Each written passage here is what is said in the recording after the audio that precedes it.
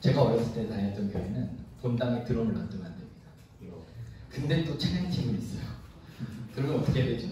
저 찬양 예배가 있으면 드럼 세팅을 다 했다가 끝나면 다 적어서 다시 소외비실로 갖다 놔요. 그거를 뭐 거의 교회를 다니는 내내 사역을 이제 감신 진학하고 사역을 나오면서 이제 사역을 내려놓기 전까지 매주 했던 것 같아요. 거의 매주 이렇게 그런 배경에서 있었고, 그러다가 이제 예수전도단에서 활동을 하면서 선교사에 대해서 마음을 먹고 예수전도단 활동을 하게 됐죠. 네, 그래서 저의 배경은 굉장히 좀 복음주의적인, 또 얘를 어떻게 보면 조금 답답할 수 있는 근본주의적인 신앙이 좀 있습니다. 그리고 나서 이제 감신에 진학해서 저는 이정배 교수 종교철학과를 졸업했고요. 대학원도 종교철학과 이정배 교수님 밑에서 논문을 썼고요. 그래서 이런 배경이 있습니다. 사진 하나를 제가 보여드릴게요. 네, 이게 어딘 것 같습니까? 이거는 제가 찍은 사진입니다. 네, 이게 어디일까요? 여기가 어디일까요? 뭐 아시죠? 후지산 맞습니다. 후지산은요, 새벽 4시에 올라가서 우리 11시간 반 오르락내리락 합니다. 이게 좀 정상적인, 빠른 사람은 7시간 만에 왔다 갔다 하고요. 근데 산을 타시는 분하고 같이 이렇게 올라갔다는 거였는데, 11시간 반에 이렇게 하는 게 좀 정상적인 코스다. 네, 그렇게 해서 올라갔었는데요. 제가 이 사진을 찍어서 페이스북에 올렸어요. 네. 대번에 이제 저희 주변에, 저희 백그라운드에 같이 저와 사역했던 우리 예술도단 간사님이나 장로님들, 왜 이런 사진을 올렸는고? 여러분 질문 하나 하겠습니다. 무엇이 가장 먼저 보였습니까? 신사. 또 신사가 보였다. 손 들어보시죠. 신사의 눈이죠. 신사의 눈. 네. 사실은요, 우리가 제일 먼저 봐야 하는 것은 하늘하고 산이에요. 근데 우리 눈에는 너무나 익숙하게 이 신사가 먼저 보여요. 제가 이 사진을 찍고 나서 이 사진이 참 저한테 시사해 주는 게 참 많았습니다. 우리는 굳이 애써서 보려고 하는 것만 본다는 거를 제가 이 사진 하나로, 그리고 이거를 이 SNS에 업로드하면서 굉장히 많이 깨달았어요. 심지어 이런 공부를 하고 이런 백그라운드를 가지고 있는 나조차도 이렇게 생각하는 거예요. 후지산에 신사가 있고 그 신사를 보고 이 후지산에 올라갈 때, 그때 지금은 대학생이 됐겠죠. 그때 고3이었던 학생이 학교에서 정학을 먹고 저희 교회에 이렇게 온 거예요. 그래서 얘를 데리고 방학 동안에 뭐 할까 그러다가 이제 얘를 데리고 후지산을 가자. 후지산을 가자. 그리고 얘를 데리고, 얘하고 청년들 10명을 데리고 8명이서 후지산을 올라갔어요. 저를 뺀 6명이 확 올라간 거예요. 저하고 이 친구를 막 올라가고 있는 거예요. 이따가 내려와서 만나 그러면서 먼저 올라가요. 저는 이제 제 페이스대로 올라가겠다고. 그래서 이제 저는 이제 체력이 약해요. 뭐 운동을 많이 안 해서 체력이 약한데, 이제 후지산을 2번째로 올라가는 해였는데, 뭐였냐면 저 스스로 한번 시험해보고 싶었던 거죠. 내가 이 후지산 11시간을 등반할 수 있으면 이 사역을 견딜 수 있겠다, 이 선교사를 견딜 수 있겠다는 마음이 있어서 한번 올라갔습니다. 근데 올라가자마자 한 몇 분도 안 돼요. 한 500m도 안 올라가서 이 같이 갔던 그 고3 학생이 쓰러졌습니다. 왜 그럴까요? 고산이라고. 갑자기 이 친구가 두통이 와가지고 못 가겠다. 어떻게 해야 되죠? 다시 내려가야 되나? 안 되겠다. 아니다. 갖고 갔던 이제 비상약, 두통약 한 10알 정도 하고 산수통 2개. 산수 이렇게 스프레이로 있는 산수통이 있어요. 산수통 우선 한 먹였어요. 먹어! 그래서 이제 또 올라가니까 아 목사님 못 가요. 야 조금만 가면 돼. 두 통약 하나 먹이고 또 300m 가고 또 주저하면 또 이렇게 해서 또 300m. 결국 제 페이스 완전히 무너지고 제가 가려고 했던 계획했던 그 시간 안에 정상에 못 갔어요. 근데 기어이 이 아이를 데리고 정상까지 그렇게 올라간 거예요. 내려올 때 저한테 사기꾼이라 조금만 가면 된다면서요. 그걸 몇 번씩이나 하고 올라갔으니까. 근데 결국에 이 친구가 정상을 보고 내려오고 몇 년 후에 다시 1년, 2년 후에 잠깐 이제 교회에 왔을 때 저한테 고맙다고 그러더라고요. 자기 인생에서 이 후지산을 올라가 보니까 못할 일이 없겠다. 나 후지산을 갔었는데 하면서 이렇게 용기를 찾은 것 같아요. 저한테 개인적으로 주셨던 뭐랄까 하나님의 메시지는 뭐냐면 야 네가 하는 일이 이 일이다 라는 메시지를 주신 거예요. 올라간 지 얼마 안 돼서 그 주저앉은 아이를 정상까지 데리고 올라요. 이 정상은 하나님. 그 꼭대기에 있는 하나님을 만나게 해줘야 되니까. 야, 친구를 설득하기도 하고, 막 혼내기도 하고, 너 이거밖에 못하면 사회에서 어떻게 해결하려고 혼내기도 하고, 약을 먹이고, 산소통 먹이고, 막 해가지고, 끝까지 데리고 올라갔어요. 저한테 그 기억이 참 귀한 또 사역의 전환을 가져왔던 것 같아요. 아, 이게 내가 할 일이구나. 하나님 앞에 나아가지 못하는 사람들을 나올 수 있게 만들어주고, 도와주고, 아, 그 일이 선교고, 그 일이 내가 할 일이구나. 그런 사람 배웠던 것 같아요. 그래서 이게 이제 3,360, 아무튼 그 마지막 코스에 딱 올라가면 보이는 그 신사의 입구입니다. 이게 첫 번째 문이에요. 근데 거기서 우리는 보통 이 신사만 보지 이 땅을 사랑하고 계시고 이 일본에 계시는 하나님은 보지 못해요. 여러분 한번 기회가 되시면 같이 올라가면 좋겠습니다. 구름 위에서 하늘을 본다는 건 굉장히 비행기 탈 때 보죠. 굉장히 오랜 시간을 구름 위에서 하늘을 보는 거잖아요. 굉장히 황홀한 일. 이 구름 위에서 하늘을 보면 하나님이 더 가깝게 느껴지는 건 맞는 것 같아요.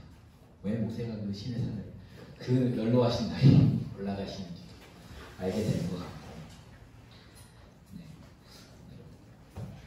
우리는요 너무 쉽게 사람이 만든 것을 본다는 겁니다. 네. 이 신사의 요금도 결국에는 사람이 다 이렇게 지고 올라가서 만든 거거든요. 굉장히 오래된 절이고 오래된 신사고 이 위에 이제 신사가 건물이 또 큰 게 또 전 꼭대기에 올라가면 신사가 건물이 큰 게 하나 있고 거기에 사람들이 얼마나 열심히 이걸 하고 있는지 모릅니다. 그리고 이제 그 옆으로 가면은 만년설 이렇게 그 웅덩이가 있고 분화구가 있고 분화구 아래 이렇게 눈 쌓이는 걸 보게 되고 이렇게 돼요. 근데 우리는요 너무 쉽게 사람이 만든 거에 집중하고 사람이 만든 거에 관심을 둔다는 거예요. 제가 이 감신에 와서 얼마나 큰 혼란을 겪었을까. 이제 이루 말할 수 없는 그런 혼란을 겪다가 찾아가는 게 예수전도단이었고 그러면서 너무 그 자연스럽게 이 학교의 공부들을 잘 하게 되었는데 그러면서 느낀 거였던 거예요. 우리는 사람이 만든 것에 갇혀있고 사람이 만든 것만 보고 있다. 하나님이 지으신 걸 봐야죠. 맞죠? 아멘. 하나님이 지으신 걸 하나님이 만드신 걸 먼저 봐야 되고 하나님이 만드신 것 위에 사람들이 만든 거거든요. 네, 그걸 먼저 오늘은 그걸 하나님을 가장 먼저 봐야 되면 좋겠습니다. 제가 저희 아내한테 내가 내일 여기 강의 제목을 강의는 한다고 말했어요. 강의 제목을 어제 말할 거예요. 나 종교다원주의 성교 종교다원주의 성교에서 강의한다고 아내가 활짝 놀란 거예요. 네가? 너 예수전도자잖아. 너가? 네, 저희 아내의 확신은 뭐냐면요. 하나님이 가장 먼저 보인다는 거예요. 제가 이 종교처럼 논문을 쓰고 이렇게 이런 다원주의에 대한 공부들을 하고 여러 가지 신학과 학문들, 철학들을 공부하면서도 제일 먼저 보았던 건 하나님입니다. 하나님이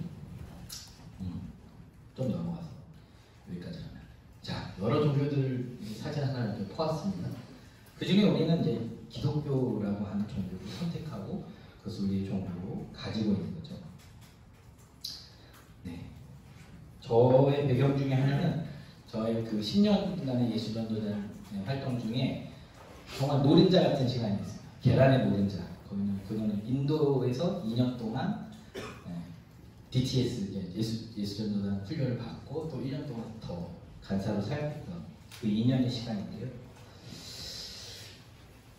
인도라는 배경 자체가 워낙 다신교, 다양한 민족들이 모여서 살면서 다양한 신들의 세계가 있는 거죠. 뭐 동양에서 제일 큰 샤트라 신전 뭐 그런 거가 저희 동네에 있었고, 뭐 여러 신들의 이야기들을 인도에 있으면서 이제 그 힌두교나 이런 것들도 제가 선교팀이 오면 물어보잖아요. 선교팀이 와가지고 저건 무슨 신전이에요? 아 저거는요 우리 집 앞에 있는 거니까 설명을 안 할 수가 없어요. 저도 몰라요 이럴 수가 없어요. 그래서 자연스럽게 공부를 하게 됐고, 우리는 이 중에서 하나님이 먼저 보여야 돼요. 가장 먼저 하나님을 보여야 돼요. 인도의 그 신전들 위에 하나님이 보여야 하는 거죠. 우리가 만든 종교라고 하는 거예요. 우리가 만든 거예요. 사람이 만든 거예요. 여러분. 그 후지산 위에 있는 그 신사의 일부처럼 하나님이 만든 게 아니라 하나님이 만든 세상 위에 사람이 세워놓은 겁니다. 네.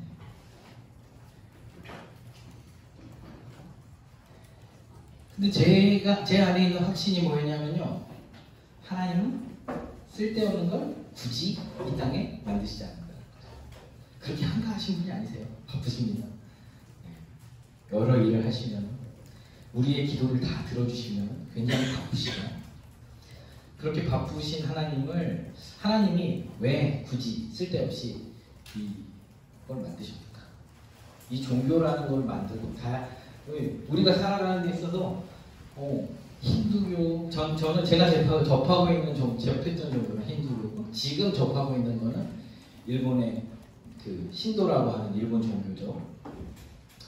그런 것들을 우리가 계속 접하고 있고 만나고 있고요. 계속해서 우리가 만나고 있는 그것은 사람이 만든 거예요. 그런데 하나님이 이것을 만들도록 그냥 내버려 두신 거죠. 하나님 돕지 않았다고 해서 돕지 않았다고 뭐 얘기할 수도 없지만, 하나님이 원하시면, 하나님이 이것이 필요가 없다라고 마음 먹으셨으면 당장이라도 오늘 아침이라도 이 땅에서 없앨 수 있다고 저는 생각합니다. 그렇죠? 하나님이 창조하신 이 세계에요, 하나님이 창조하신 이 세계에 불필요한 것은 없다라고 저는 합니다. 그래서 저도 이제 대학교 1학년 때 방황하다가 2학년 때부터 하나님이 만드신 책이고 하나님이 만드신 학문이고 하나님이 만드신 공부인데 한번 열심히 해보자. 이제 열심히 해서 저 나름대로 이것들을 잘 정립했을 수 있었던 것 같습니다. 제가 2001년도에 학교에 왔을 때 가장 화두가 됐던 게 뭐냐면 동성애. 지금은 동성애, 트랜스젠더, 뭐 이런 인권의 문제들 이런 것들 별로 이제는 다루지 않죠. 왜요?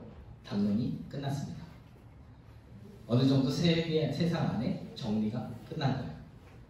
이제 더 이상 뭐 심각하게 다루죠. 저희 때는 뭐 신학교에 벌써 이제 아직 그 세상은 세상이라고 합니다. 아직 이제 신학교 안에서는 굉장히 치열하게 논쟁을 했던 시기였고 2001년도는 그러면서 이제 정리가 되고 정돈이 되니까 세상은 나아갑니다. 그럼 신학교에서 하고 있는 이 공부가요, 진짜 쓸데없는 게 아니에요. 우리가 이제 제가 이제 목회 현장에 딱 부딪히니까 그 문제들이 이제 시작되더라고요. 여기서 많이 논쟁하시고 많이 공부하시고 많이 고민하시기 부탁을 드립니다. 필요 없는 것은 공부하지 않습니다. 공부한 건요 모두 다 쓰더라고요. 제가 어릴 때 다닌 교회에서 관리 집사님 혼자서 그 큰 교회를 다 관리하니까 제가 고등부 학생인데 매일 가서 도와드리고 청소하고 정부 갈 때 제가 사다리 잡아드리고 막 이렇게 했거든요. 지금 제가 일본 현지에 와 있으니까 그때 배웠던 정부 가는 거, 전선 가는 거, 음향 세팅하는 거 다 쓰더라고요. 어디서 어떻게 쓸지 그래서 더 이제 좀 더 이야기할 건데, 저는 하나님이 종교 다원주의를 만드셨다라고 생각합니다. 인간의 죄에 의한 결과가 아니고요. 인간의 죄에 의한 결과로 뭐 이게 아니라 이 다원주의를 사용하셔서 하나님이 이 시대를 지금 끌고 가신다는 것을 지금 보여요. 네. 제가 종교다원주의를 공부할 때 2001년도에 이제 종교다원주의 이런 것들이 제 눈에 들어왔죠. 그 전까지는 몰랐죠. 왜요? 굉장히 보수적이고 좀 그런 교회에서 신앙생활 어떻게 다른 종교에 이런 게 있을 수 있어 하면서 얘기하는 그때였어요.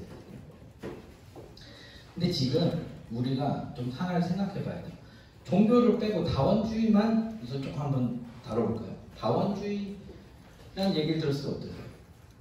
그렇게 반가운 생각이 있어요. 그렇죠? 지금 시대가요 다원주의 시대예요. 냉전 시대가 끝나고 절대라고 하는 게 무너지고 어느 한 그 큰 흐름에 그냥 그 근본이라고 하는 게 사라지는 시대. 모두가 다 이제 다원주의의 시대를 맞이하고 있습니다. 네. 지금 예를 들어서 방송만 봐도 어느 한 연예인이 주도적으로 가져가는 시대가 끝났어요. 이제는 워낙 인플루언서들이나 유튜버들이나 이런 사람들이 오히려 방송에 나와서 방송만 보는 사람들은 쟤는 누구야 이랬을 때 벌써 유튜브라는 매체가 하나 있고 방송이라는 매체가 있잖아요. 그러니까 절대라고 하는 이 방송만 해도 연예계만 해도 우리가 접하고 있는 시대만 해도요 이미 방송으로만 우리가 정보를 얻던 시대는 끝났어요. 얼마 전에 내가 CGN TV하고 제가 지금 일본에서 사역하고 있는 같이 협력해서 사역하고 있는 일본 다음 세대 선교회하고 조인을 했거든요. CGN TV에서 이제 교사 강습회를 하면서 그 얘기를 하는 거예요. 이제 더 이상 아이들은 백과사전에서 정보를 얻지 않습니다. 근데 아이들은 뭘 검색해요? 구글을 검색하던 시대도 끝났습니다. 네. 이제 어디서 검색하나? 유튜브에서 검색해요. 10대 아이들한테 물어봅니다. 유튜브에서 검색해요. 여러분 이제 저도 지금 교회를 개척하고 2년이 됐거든요. 일본의 교회를 개척하고 2년 됐는데 개척을 하자마자 저희가 했던 게 뭐냐면 유튜브랑 동시에 교회를 개척했어요. 그러니까 제 설교하면서 유튜브에 동시에 올라갑니다. 실시간으로. 그 시스템을 만들고 첫 설교부터 시작한 거죠. 첫 설교가 아니고 두 번째, 세 번째 설교부터 올라갑니다. 첫 설교는 방송사고가 나서 두 번째도 방송사고로 시행착오로 올라가지 못했어요. 저는 이제 시작하면서 그걸 보니까 요즘 그 트렌드 이제 코로나 이후에 나온 그 책에 보니까 하이브리드 처치예요. 말이 좀 이렇게 마음에 안 들긴 하지만 그래도 그런 용어를 써줬으니까 좀 이용하긴 하겠습니다. 저 그 책을 읽으면서 보니까 우리 교회는 처음부터 하이브리드 처치인 거예요. 제가 오기 전에 새벽 예배를 마지막 이제 토요일까지 드리고 주일 예배, 부활절 예배 드리고 이제 한국으로 왔는데 제가 토요일에 저희 교회 부활절 고난주간 특별 새벽 예배 마지막 날이니까 다 오세요 하니까 저희 교회 성도님이 20명 정도 모이는데 8명이 나온 거예요. 방송으로 7명이 방송을 동시 시청한 거예요. 합산하면 15명이 그날 새벽 예배를 드리고 그렇습니다. 이제는 한 채널로 반드시 교회에 나와서 예배 드려야 된다가 아닌 거예요. 반드시 새벽 예배에 나와서 출석도장 담임 목사님의 얼굴을 찍고 가야 된다가 아닌 거예요. 그 7명이 누군지는 몰라요. 그런데 우리가 오늘 예배를 15명이 드린 거예요. 우리 교회에 15명이 앉잖아요. 저희가 지금 20명, 지난주 평탄절에 21명이 예배드렸는데 21명, 의자는 26개예요. 네, 의자가 26개. 더 많은 인원과 함께 예배드리려면 이제 온라인으로 올라가야 돼요. 성전을 늘리거나 온라인으로 예배드리는 수는 무궁무진해요. 제가 이제 그 다음날 이 새벽 예배를 몇 명을 봤나 그리고 이제 확인을 하면 한 30명 많게는 30명, 적게는 16명. 그래서 이 시간에 네, 가와구치 영광교회 유튜브에서 검색하시고 좋아요, 구독. 네, 구독자 수가 부족합니다. 구독자 수가 10,000명을 넘는 그날까지 네, 주님 오시면 됩니다. 저는 뭐 이거예요. 종교다운주를 만드신 하나님이시라고 nói 지만 유튜브도 하나님 만드신 거고요. 네, 우리 교회도 하나님이 지으신 거 하나님 만드신 거지만 이 교회를 어떻게 어떤 방법으로 사람들과 만나게 할 것인가, 후지산에 올라가는 그 아이처럼 어떻게 하나님을 만나게 할 것이냐, 이 고민들을 좀 같이 해야 할 시기가 된 거죠. 그전에는 그냥 교회만 오면 되는 거예요. 교회만 잘 데리고 오면 전도한 거예요. 교회 10명 데리고 오면 전도 10명 데리고 상 받았어요. 전 전도왕이었습니다. 저 유초등부 다닐 때 전도왕이었어요. 제가 동네에서 싸움을 제일 잘했거든요. 안 가? 아침마다 깨우고 나 전도상을 받아야 되는데 네가 좀 가져야 돼서 주먹을 죽부지게 얘기하고 한 8명 네, 그 다음 주에 우리 전도사님이 저한테 아유 우리 윤건이 어린이 전도 잘했어요. 상 주시죠. 이제는 그 시대가 됐나. 교회에 데리고 온다고 아이들이 그게 전도가 다 되는 게 아니죠. 마찬가지입니다. 종교다운주의를 만드신 하나님이에요. 제가 왜 이제 그리고 이 하나님은 어떤 하나님이다? 선교하시는 하나님이시죠. 이 종교다운주의라고 하는 이 도구를 통해서 저는 선교해야 된다고 생각해요. 제가 학교에서 공부를 하면서 제일 많이 헷갈리고 어려워했던 게 이 부분이었습니다. 에큐메니칼 운동하고 종교다운주의하고 뭐가 다른 거야? 그래서 누가 설명하기도 설명하는데 에큐메니칼은 그냥 종교 대 종교로 대화하는 거고 종교다운주의는 그 종교 안에 구원이 있다 없다 이런 얘기를 하는 거야. 안 돼. 명확하지 않아요. 명쾌하지 않아요. 제가 현장 이제 선교 현장에 있다 보니까 알겠어요. 에큐메니칼은요 사실은 이것도 뭐 교수님들한테 배운 얘기입니다. 종교에 이렇게 있는 이 가장 바깥에 있으신 분들이 하시는 거예요. 많이 이렇게 좀 개방적이고 수용하는 그런 범위가 넓으신 분들이 다른 종교까지도 한번 수용해보자.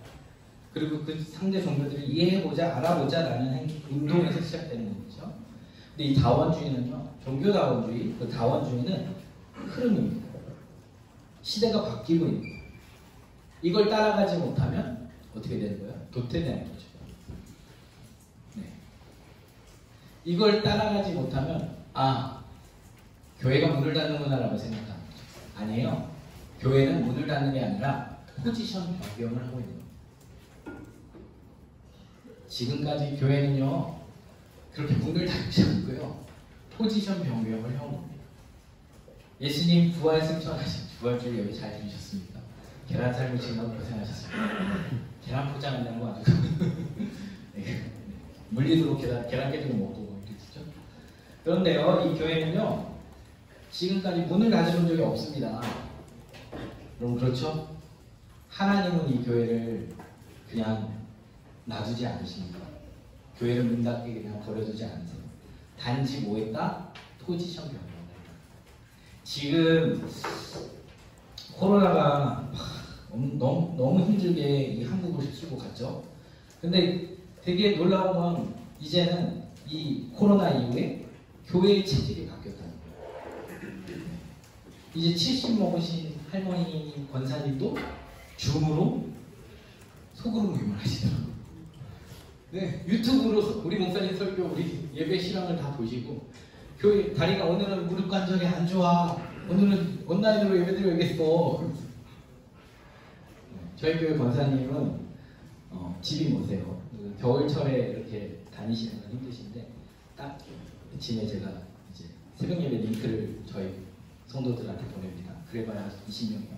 20개를 딱 보내요. 아멘 하고 올라갑니다. 예배 드리시고 있다는 거. 그렇게 말하십니다. 그리고 또 집사님은 대장암 4기. 그래서 아침에 일어나서 새벽 예배 올 수 있는 여건이나 환경이 안 돼요. 그런데 그분한테 링크를 보내면 할렐루야 아멘 하트 나 예배 드리고 있어요. 그렇게 저한테 표시를 해줘요. 그럼 저도 어느 날은 딱 한 분 오세요.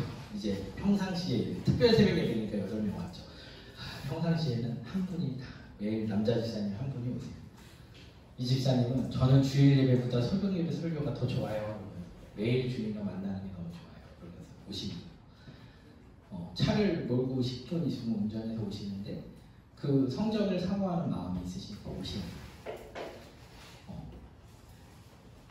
하나님은요, 이 모든 도구를 가지고 선교하시고 사역하고 싶어 하시고, 종교자원주의라고 하는 것도 하나의 툴이고 도구예요. 그리고 시대 흐름이에요. 이건 우리가 내가 선택하는 게 아니고요, 내가 결정하는 게 아니고요, 그냥 오는 거예요. 시대가 바뀌잖아요. 이 모더니즘에서 포스트 모더니즘으로 바뀌잖아요. 이 다음은 뭐죠? 모르겠어요. 근데 다원주의라고 하는 이 시대의 흐름 속에 여러분들 타고 계시는 거예요. 여러분들 그 한가운데 아니면 거의 끝날 때쯤에 있는 거예요. 이미 종교다원주의라는 얘기가 제가 2001년 공부할 때부터 얘기가 있었고, 여러 책들이 벌써 나왔고, 연구들이 벌써 나왔고, 이게 담론이 끝나요. 그러면 이 담론이 끝나면 어떻게 했다? 동성애 문제처럼 세상 가운데로 나간다. 세상에 있는 사람들은 이미 다원주의라고 하는 그 상황에서 신앙생활을 하고 있고, 다원주의라고 하는 상황에서 신앙생활을 하고 있는데, 교회는 포지션을 바꾸지 않고 여전히 그 포지션에 있으면 이 세상의 사람들을 담아낼 수 있고 만날 수가 없게 되는 것이죠. 제가 한 이야기를 해드리고 싶어요. 저희 교회는요, 중국인 조선족이 20명 성도 중에 6명이에요.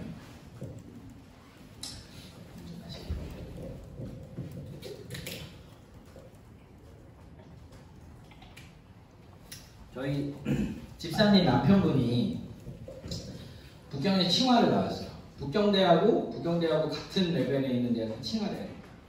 굉장히 똑똑하신 분이고 수재고 천재고 같이 이야기하면 어떻게 뭐 감당이 안 돼요. 근데 그분의 배경은 뭐냐면 어릴 때 아버지 어머니가 절에 다니셨는데 그 절이 선종이에요. 네. 이거 너무 오랜만에 여기까지 나왔나? 하여튼 개인의 묵상과 참선에 의해서 도에 이른다, 이게 개념이에요. 그러니까 남이 다 불고 이게 아니라 이게 아니라 이런 배경을 갖고 있고, 그래서 이분이 자주 저하고 몇 번 만났을 때 하는 것보다 선문답이라고 하죠. 엉뚱한 대답 문제를 내고 다시 답을 듣기로 해요. 근데 이 선문답을 누구랑 하냐? 자기 아내랑 하려니까 이게 안 되는 거죠. 뭐야? 네, 오늘 서울 전주에 강풍이 발생하고 있습니다. 주의하세요. 네, 아무튼 그분은 뭐예요? 조선족이에요. 중국 사람이고, 그러니까 이분이 갖고 있는 어렸을 적 배경은 뭐다? 불교. 그리고 이분이 학교에서 배운 건 뭐다? 공산주의. 그러니까 이 배경을 다 이해하지 못하면 이분하고 대화가 안 되는 거예요. 네. 저희 교회 오면 한 2시간씩 대답을 합니다. 저는 대답하지 않아요.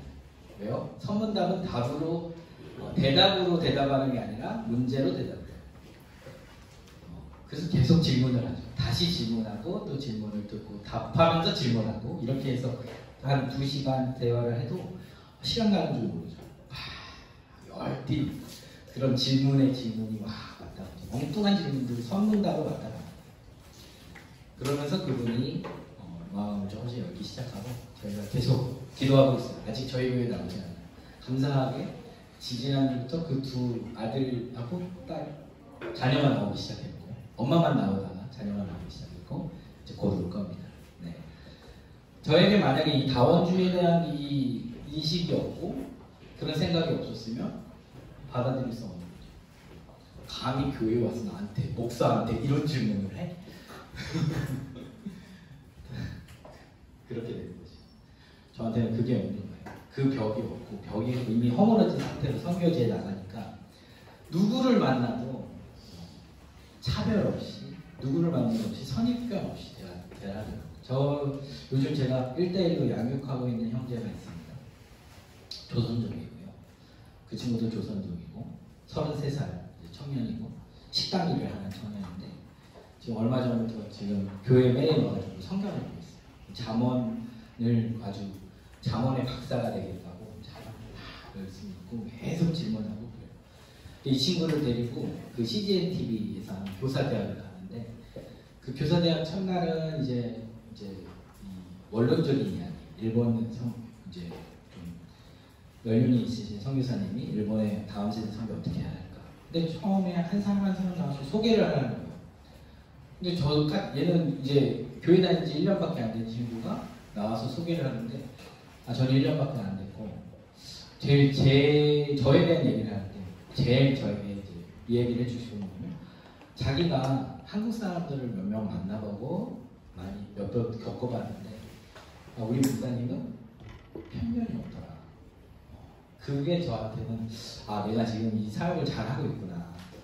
이 친구도 마찬가지예요. 중학교, 고등학교를 공산주의라고 한 것을 다 배웠고, 네, 그 배경 안에서 조선족이라고 하는 배경 안에서 조선족 그 안에서 살아가야 되는 이 친구를 저는 기독교 목사로 선교사로 만나야 하는 거죠.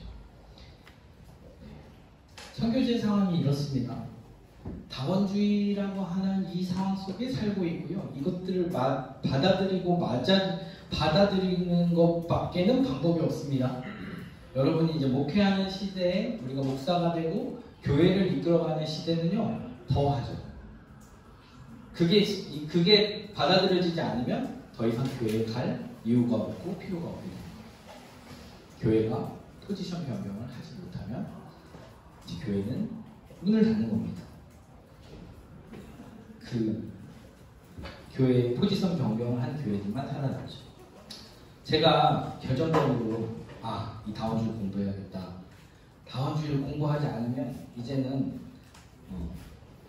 끝이다 라고 마음먹은 게 이 사건입니다. 그죠? 9.11 테러가 20주기였죠. 네, 제가 저 앞에 지금도 김밥천국이 있나요?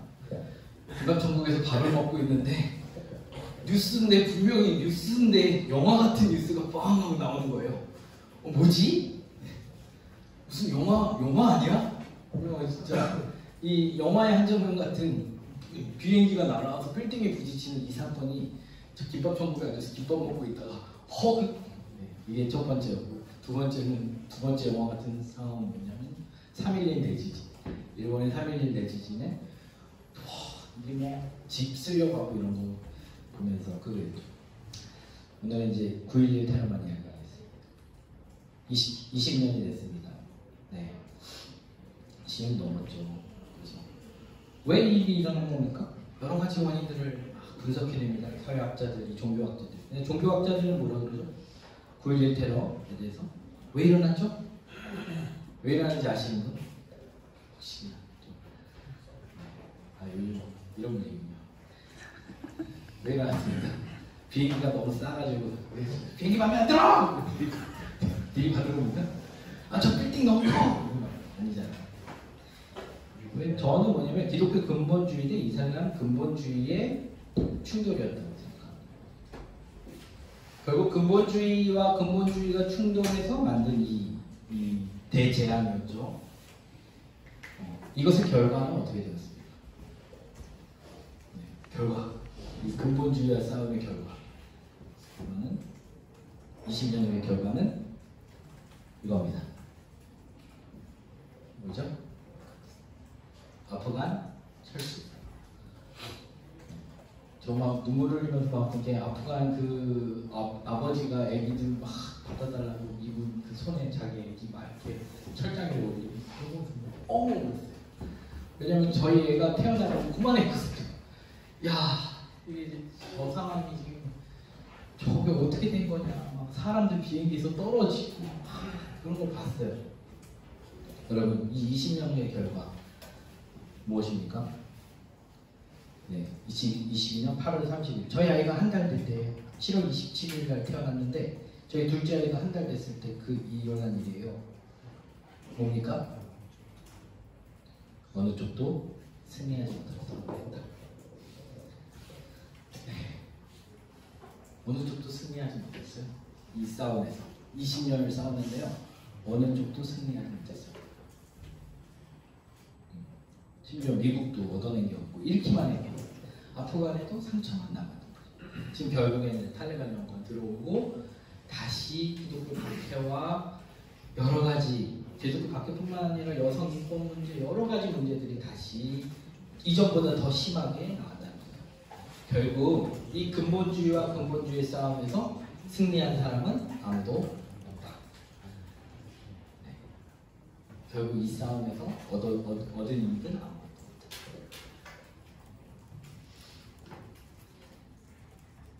그렇습니다.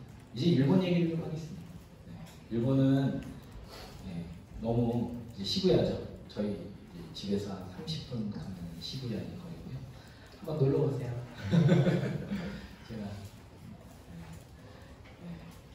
가오구치 영화교회 유튜브에다가 댓글을 달아주십시오. 그러면 제가 뭐라도 스시라도 한 바퀴 돌려드리겠습니다. 네, 여러분들이 김밥 천국을 가듯이 저는요 스시로라는 회전 스시집을 네, 아무렇지 않게 김밥 먹듯이 가서 우리 김밥 한 줄에 한 2,000원 합니까? 네, 스시 그러면은 두 접시, 네 접시를 네 조각 두 접시를 먹을 수 있어요. 보통 한 네 접시에서 5접시 먹고 나오는 거예요. 일본이라는 상황 자체가요, 다양한 상황들을 만나는 것 같아요. 일본뿐만 아니라 목회라고 하는 상황들이 다양한 시대를, 다양한 사람들을 만납니다. 우리가 제가 사역하는 일본에서 중국 조선족을 만나고 있듯이 다양한 사람들을 만나요. 너무 많은 사람들, 너무 생각이 다른 사람들을 만나죠. 근데 이 사람들이요, 어떤 시대를 살아가냐? 다원주의 시대를 살아가고 있는 겁니다. 네, 이제 근본주의, 절대라고 하는 거 무너지고 이제 모두가 다원주의 시대를 살고 있습니다. 네. 그 시대를 살아가는 사람들을 우리가 만나고 있는 거예요. 그러면 교회는 여러분의 선택하란 말을 하고 싶지 않습니다. 이미 여러분들이 이걸 하지 않으면 이 바닥에 발을 못 붙인다 라고 말해 주시는 거죠. 종교 간의 대화, 에큐메니카는 선택하실 수 있어요. 나 이 정도 마음에 안 들어 선택해. 얘기 안 해요. 안 하실 수 있어요. 근데 저는 어쩔 수 없이 그 공산권과 대화를 해야 돼요.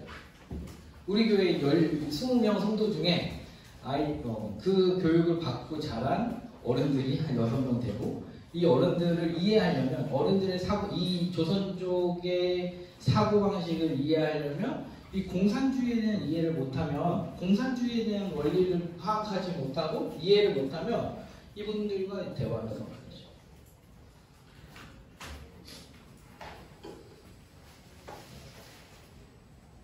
또 일본 사람들, 저희 교회 성도님 중에 일본인이신데 한국어를 굉장히 잘하세요.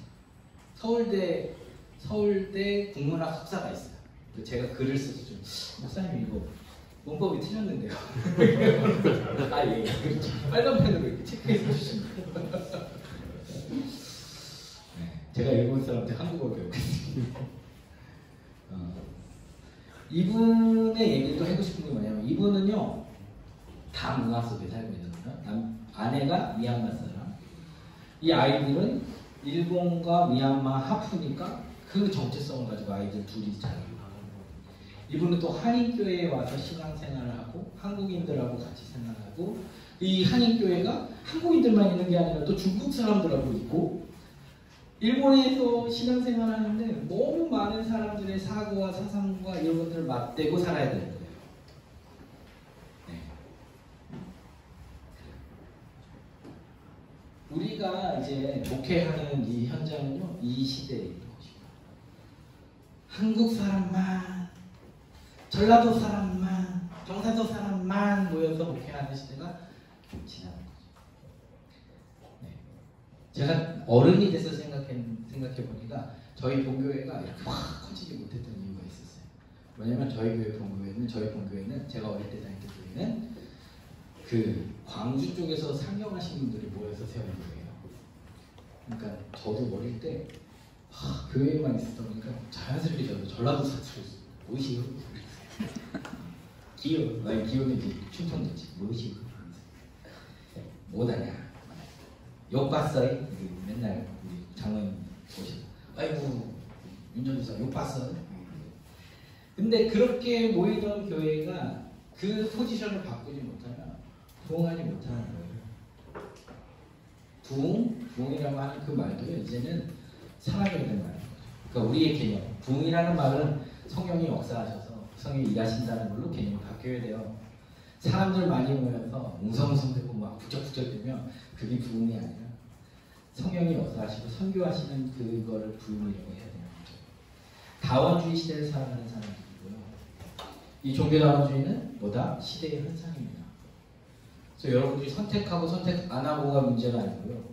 이걸 공부 하고 안 하고의 문제가 아니라 이걸 모르고서는 이제 더 이상은 사용을 못한다. 특별히 선교지는요. 이게 없으면 소통이 안 돼요. 심지어는 누구하고도 소통을 못하냐? 같은 교회 기독교 안에서도 소통을 못해요.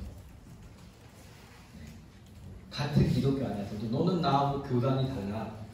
저는 감리교인이고, 그러니까 장로교 목사님들 중에 또 감리교 목사님이 어떤 분들은 오늘 장로교랑 일을 못하겠어. 협력을 못하는. 그 인도에 있을 때 제가 겪은 일은 아니지만 저희 선배 선교사님이 겪은 일이에요. 이제 전도하고 기타 치고 막 이렇게 다니고 있는데 RSS라는 힌두교 청년단체가 있습니다. 주황색 깃발을 갖고 다니면서 다 때려부시고. 제가 2009년, 2008년 나올 때도 오리사주 밖에 알고 계십니까? 가구 6,000개를 태우고 3만여 명이 재난, 피난민이 생기고 수백 명이 죽은 사례. 그 사건도 어떻게 시작됐냐면 호주 선교사님을 이 RSS들이 차에 가둬서 불태워서 죽여요.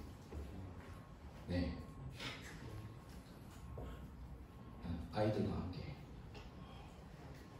4인 가족이 이 차 안에서 불타 죽었어요. 이거를 이제 인도 정부에서 이 RSS를 재판을 구형을 한 거죠. 몇 년형이 나는지는 기억이 나겠지만 RSS는 난리가 납니다. 우리는 할 일을 했고 당연히 죽어야 될 사람을 죽였는데 왜 우리를 처벌하냐? 그래서 그때 일어난 폭동이 오리사주 박해 사건. 그래서 결국에는 가구 6,000개, 3만 명의 재난민 이렇게 생긴 거죠. 죽은 사람 숫자는 제가 기억이 안 나요. 정말 많은 숫자가 죽었죠. 그 RSS는 그런 단체입니다. 그래서 막 전도여행을 막 가고 있는데 RSS를 쫓아오는 거예요. 막 들어갔는데 오토바이 4대가 펑! 이야! 그리고 다 인도 현지 사람들 이게 손짓하게 나가요. 그걸 타고 막 도망갔어요. 알고 보니까 이 친구들은 무슬림 친구들.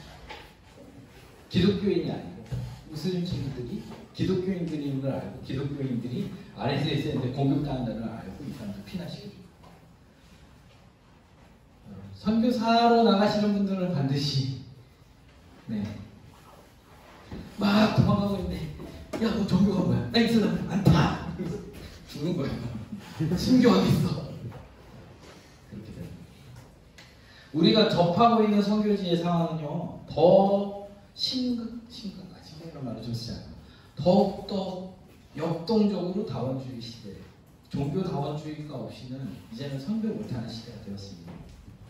우리가 만나고 있는 이 시대는요, 이 시대 종교 다원주의의 시대 현상을 이해하지 못하고 이것을 적절하게 소화해내지 못하면, 알맞게 소화해내지 못하면 여러분들의 사역은 묶여있는 겁니다.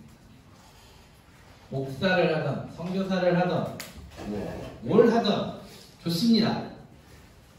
다 해도 좋습니다. 뭘 해도 좋습니다. 주부가 되든 저는 담임 목사 하면서 또 선교사 하면서 주부로 집에서 설거지하고 밥하거든요. 주부를 해도 다 이게 없으면 이제는 이 백그라운드가 없이는 살 수가 없는 상황이 돼요. 선택하는 것이 아니라 흐름을 타고 가요. 포지션 변경을 교회만 할 게 아니라요, 우리도 해야 돼요. 제가 그래서 그래서 처음부터 온라인 교회를 시작하고 온라인으로 예배드릴 수 있는 환경들을 시작하고 SNS에 우리 교회 소식을 올리고 네 그렇게 하면서 선교하고 있습니다. 네. 선교 현장은 종교 다원주의 현장입니다. 여러분들 느끼고 계시죠? 느끼고 계시죠? 저보다 더 많이 느끼실 거라고 생각합니다. 이제 앞으로는 이제 이 종교 다원주의와 선교라는 수업은 없을 거예요. 없어요. 교수님 빨리 따라가. 강의 좀 잡아요. 이거 좀 있으면 접어야 돼. 이거 다 끝나. 이제는 너무나도 자연스럽게 이 근본주의 기독교 근본주의 그 종교들이 끝나고 다원주의, 그러니까 공산주의의 문제는 뭐냐면 공산주의 그 집사님의 남편분하고 얘기를 하면 계속해서 통합해야 된다, 합치려고만 해요. 다원주의 그거 합치는 게 아니에요. 네. 다른 복음과 이론적인 걸 우리 장 교수님한테 배우시고 성경 현장의 이야기를 전해드립니다. 더 이상 합쳐지는 시대는 아닙니다. 그 서로를 인정해가면서 마주해야 하는 시기가 된 것이죠. 네, 하나님은요 우리에게 구원을 책임지라고 말하지 않습니다. 너가 이 사람 만나서 전도해서 교회 잘 데리고 와서 목사님한테 매일 주일 예배, 11시 예배 잘 앉게 해가지고 네, 천국까지 데리고 가야 돼? 이걸 우리한테 시키지 않으십니다. 구원의 문제는 하나님께 맡기잖아요.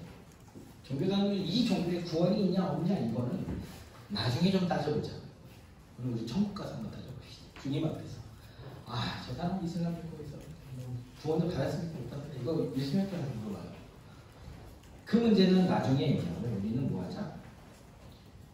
복음을 전하는 것으로 이 종교 다음주를 사용해보자. 네. 이렇게 화두를 던지고 저는 떠나겠습니다. 저는요 뭐든지 다 복음을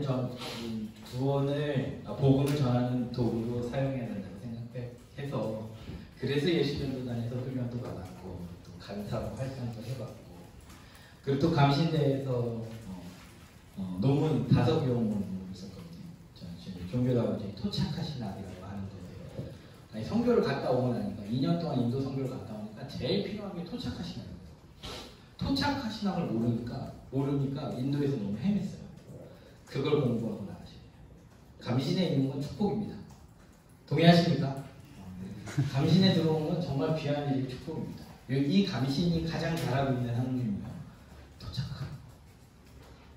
토착하신 악을 공부하시기를. 토착하신 악은요 다원주의의 어떻게 보면 백그라운드라는 생각이 들었어요.